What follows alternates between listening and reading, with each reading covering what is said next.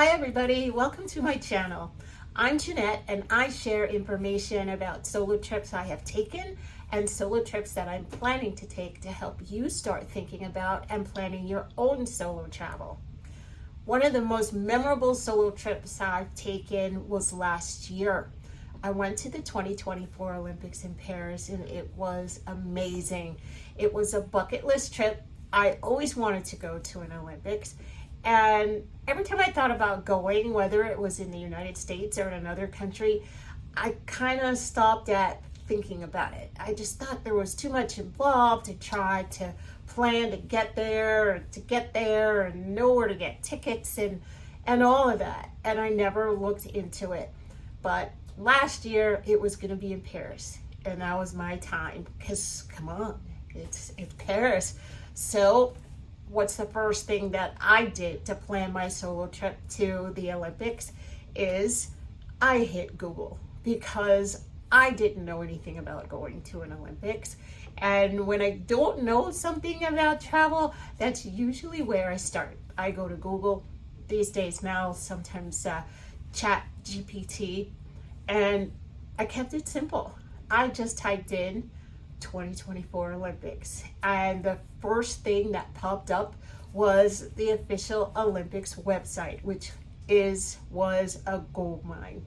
And I'm thinking about going to the 2028 Olympics in Los Angeles, California, and maybe you're thinking about it too, and maybe you want to go solo. And I put that in, found the Olympics website, and from the Olympics website, I found the official Paris Olympics site.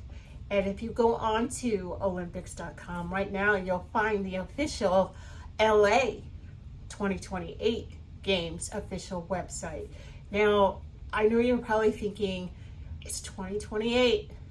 Isn't it kind of early to be thinking about it? Well, no. I started about this early thinking about Paris because I didn't know what I was doing. And I started early in case I needed time to get things together. And it was a good thing that I did. Tickets went on sale the year before for 2028. They go on sale next year. So when you go to the website, you're going to see a whole bunch of information, but one of the most important things is to sign up for the newsletter. And I did this for Paris as well. Sign up for that newsletter and then you will get information in your email box. Slowly at first, because it really is far out. It's almost a couple years out, right?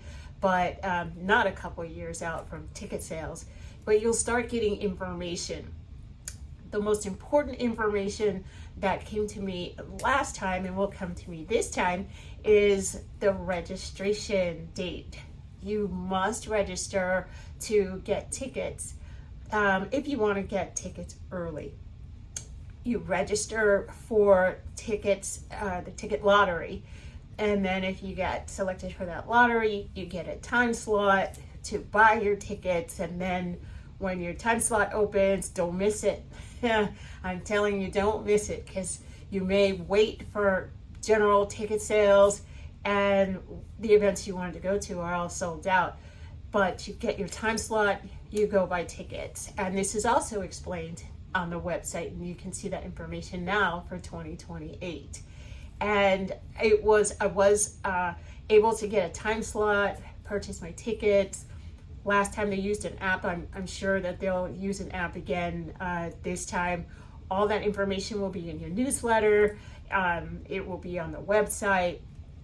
And it's really not that hard. It was just taking that first step and looking for that first bit of information. So I started to feel better.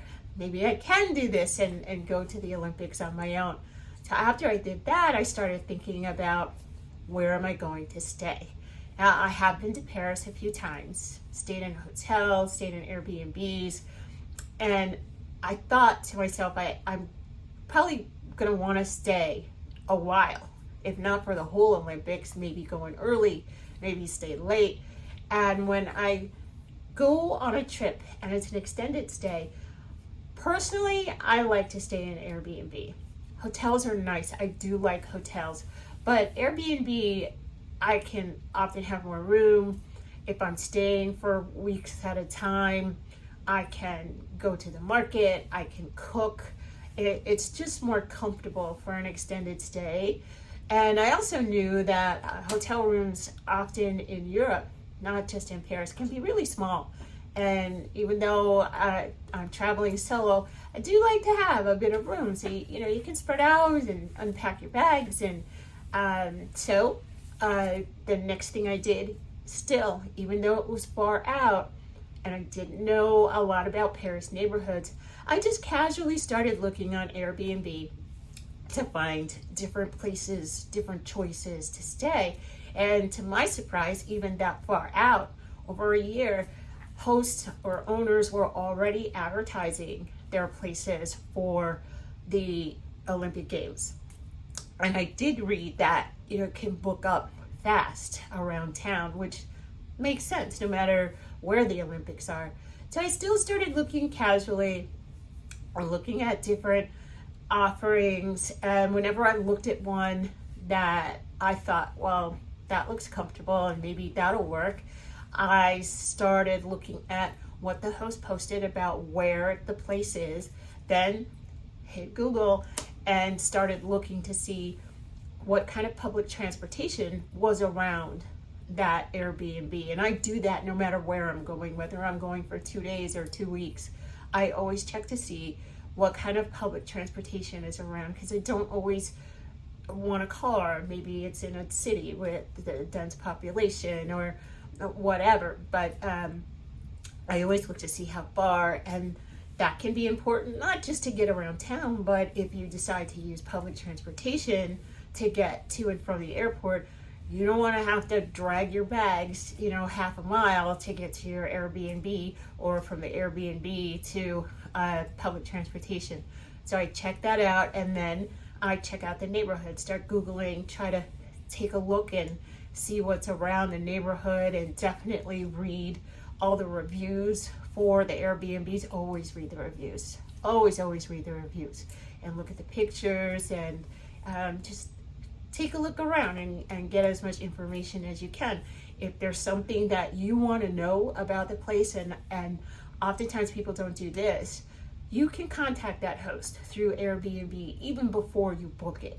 If you have questions about the accommodations, feel free to ask them, because you want to be comfortable and you want to make the best choice that you can with all the information that you can get, especially if you're going someplace that you don't know.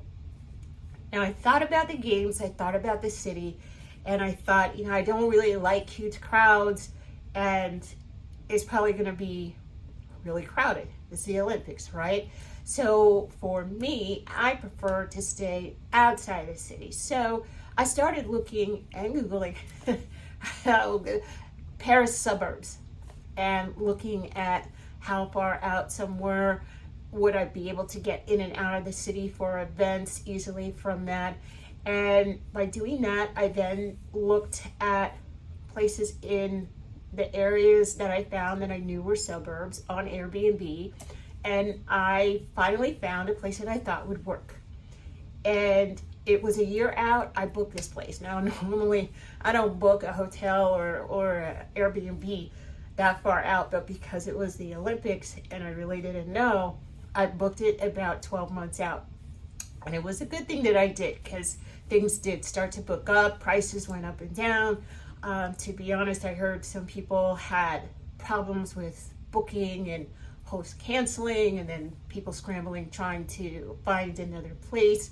So I was glad that I booked that early, and it turned out to be amazing. I found this little townhouse in a teeny tiny town, and by teeny tiny, I could walk from one end of this village to the other in less than 10 minutes. It was tiny. There were farms right outside of town. One day I looked up and saw a woman walking a horse past the living room window. It was just a nice, quiet village, not too far from Disneyland Paris, if you're familiar with that. Most important thing, it was not too far from a main train station. I did rent a car because I was in that small village. There was a supermarket, a small mall, a short drive away. The train station was a short drive away. Short, I mean like 6 minutes, which was perfect with ample parking. So I was able to get back and forth to the events really easily. And Disneyland Paris was a plus. It was about 6 or 7 minutes from where I was staying, so I got to go see Mickey speak French, which was a lot of fun. It really was a lot of fun, but that Airbnb turned out to be fantastic. And again, in and out of the city on the trains, and I did do a little research on the trains before I got there to understand which trains I needed to take, and so that way I wasn't scrambling when I got there to try to figure out transportation. I had already done some minimal research so that I wasn't wandering around the train station trying to figure things out. I'd already done that. Plus I had Google Maps, which I used to navigate all over the world. And if you use it at all, and even if you don't, Google Maps will tell you what trains to take, what time they're coming. Sometimes it will tell you what car to get on so you can get out of the station faster. Google Maps is a lifesaver getting around places that I don't know very well. So now I had my accommodation secured. I signed up for the newsletter, waiting, for registration and all of that. And the next thing was airfare. So now I was a year out. It's too soon for airfare. So I just waited on that, and I waited until it was closer in time, and then went to the site for the airline that I use a lot, and then compared, maybe looking at AAA or some of the other groups that I can get discounts, credit cards, looking at that just to compare. And I failed to mention it did the same for rental cars. Doing a little research can save you some money, and it doesn't take much time.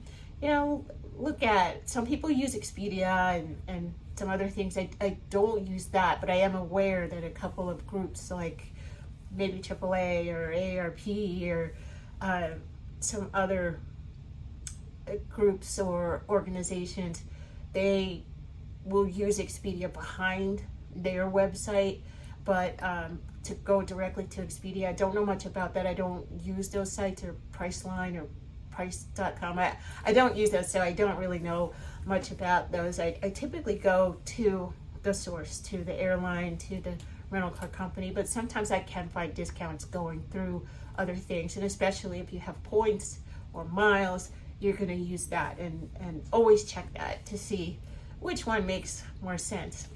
So then the next thing I had to do while I was waiting to get my slot for buying tickets is I kept going back to the Olympics website. There's a lot of information there. Even right now, this far out, there's a lot of information.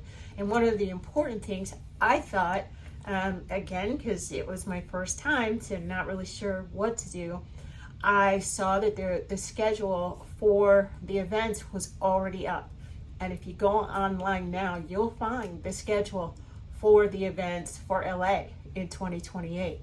And it has the day, it has the venues, so you can see if something's going to be in LA versus Long Beach. But more importantly, I wanted to take some notes and have a list of the events that I wanted tickets for.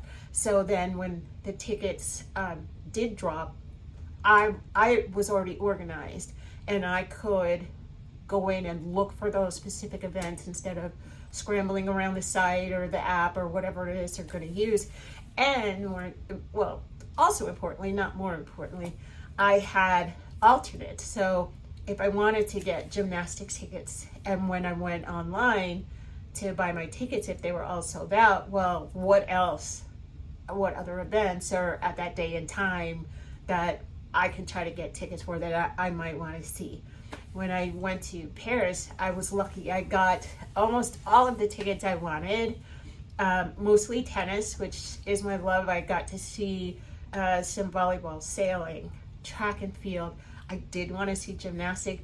Those are hard to get. Those are really hard to get, gymnastics and diving. But last time there were resale tickets, kind of like a concert, and people bought tickets, and then there was a page or an app set up where you could look at resale tickets. Sometimes, those tickets can be pricey.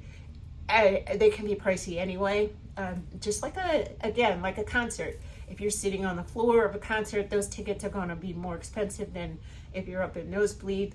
Depending on the venue, it's going to be like that for some of the events, and some of the tickets are going to be expensive. I was lucky enough to get a ticket to the opening ceremony and closing ceremony last time, and the opening ceremony, those tickets were really expensive, and as I was buying them, I kept reminding myself, you only live once, you only live once. And for me, it was worth it. More so the closing ceremony, if you got a chance to see it on TV with Tom Cruise coming out of the ceiling and Celine Dion out there singing at the Eiffel Tower, it was worth it for me. But, you make that choice, and we all have our budgets, and even with the Olympics accommodations and all of that, you can look at the pricing and find stuff in your budget. I think that if you go on the site now, there are packages, and I'm not really sure what all is in those packages that are offered through the Olympics.com website. I believe that's for VIP treatment, and it is tickets and hotels and packages. I don't know anything about that other than there's information about it on the website. There's information now on the website for 2028 for packages.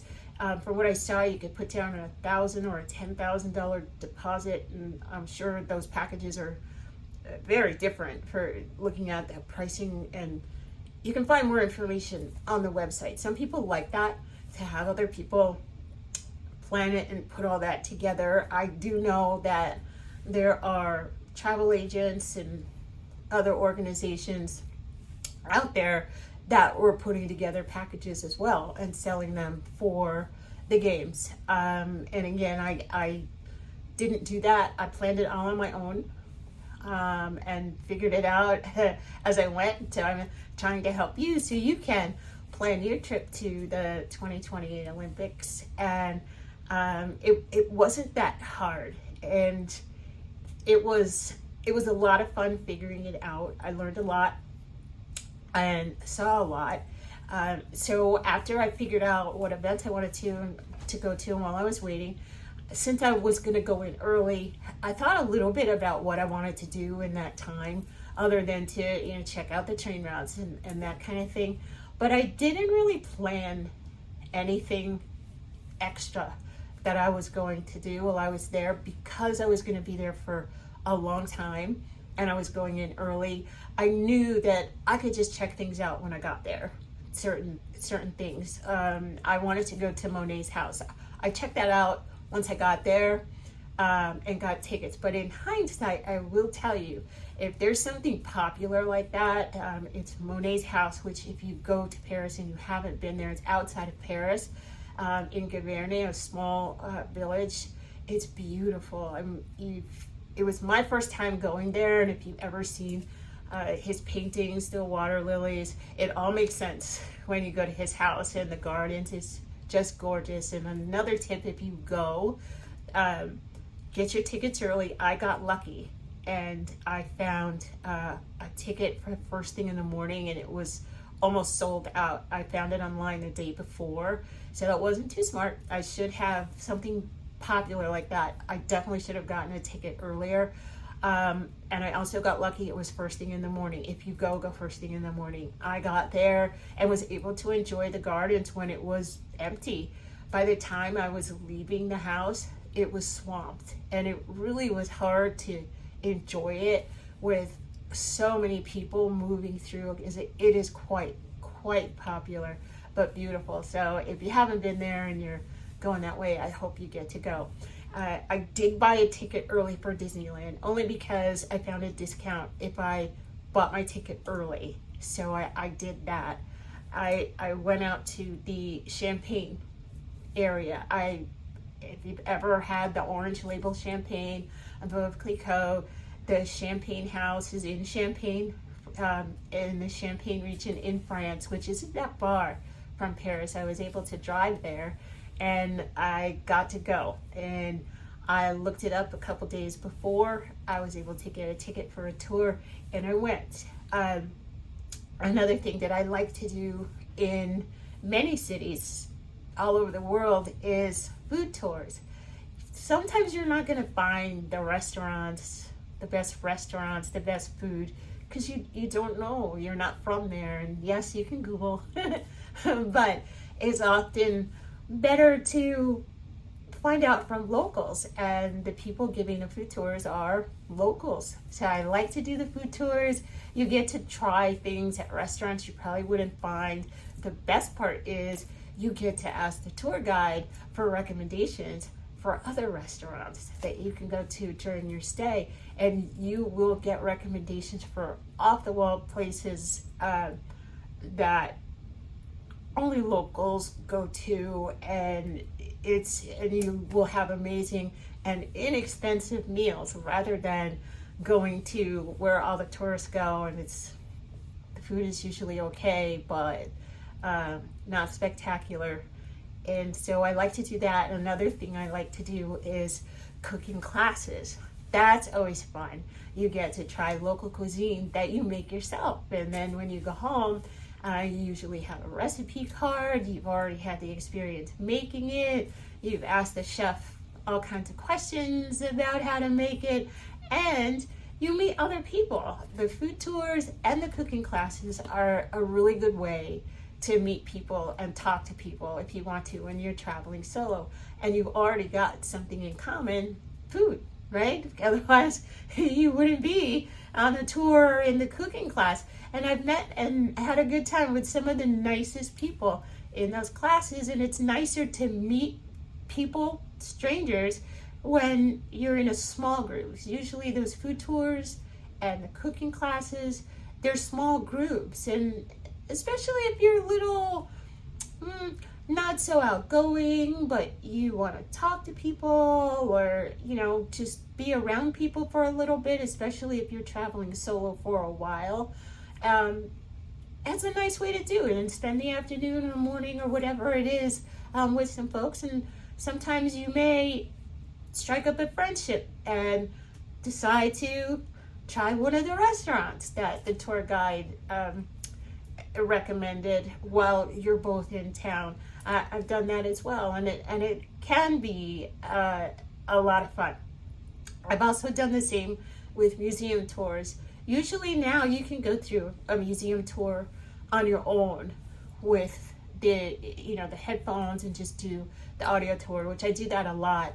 But sometimes you want to go through with a docent who you can ask questions and hear other people ask questions, and oftentimes you'll meet people like that. When you go into groups like that, in my opinion, you've already got something in common with those people other than being a traveler. You're interested in that art, you're interested in that food, whatever it is you signed up for. So that often helps with conversation as well, and just having conversation and being around people for a while if you feel you want to when you're traveling solo, so you're not always by yourself. Up to you, but it's what I like to do. So I think that for anyone that wants to travel solo, it's awesome. It can be scary the first couple of times you do it. What do I do? Where do I go? Is everyone looking at me? And that last question, when friends tell me that they don't want to go to dinner by themselves, much less travel by themselves, and is everyone looking at me? I tell them, the next time you go out, look around the room and find those solos that are dining alone, at the movies alone, doing whatever alone. And then look around the room again. Is anyone paying attention to them? Nobody but you in that moment, more than likely. Nobody's really paying attention to you while you're having dinner alone, or whatever it is. Really, they're not. And the times that somebody was paying attention to me when I was, say, eating dinner, it was the people sitting next to me who struck up a conversation and had lovely conversations. Or if I went on a tour on my own, for whatever it is, I met people there. For example, in London, I went on a Harry Potter tour. And that was almost 3 years ago. And to this day, a couple I met on that tour are my friends. And I have met them again in London and gone to plays with them and stay in touch.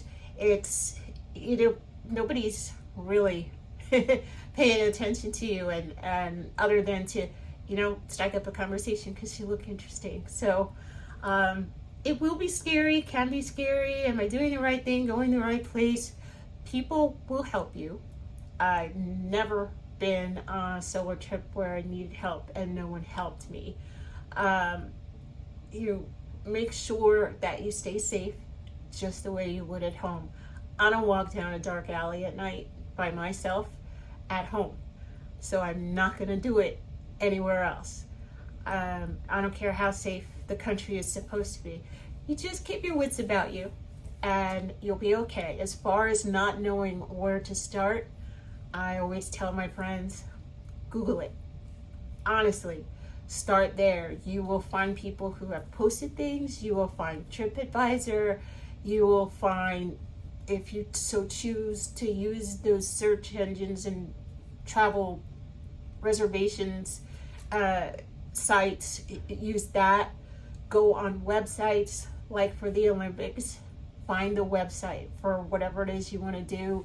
You want to go to the Eiffel Tower, Google Eiffel Tower. Find out all about it. And when you find things online, double check it. Google it again, especially if it's somebody's blog. Only because things may change, and things do change. Do that. But as far as the Olympics, if you're thinking about going to the Olympics solo, I have done it. I survived it. Had the best time. I have memories and photos for the rest of my life and had such a good time. I want to do it again.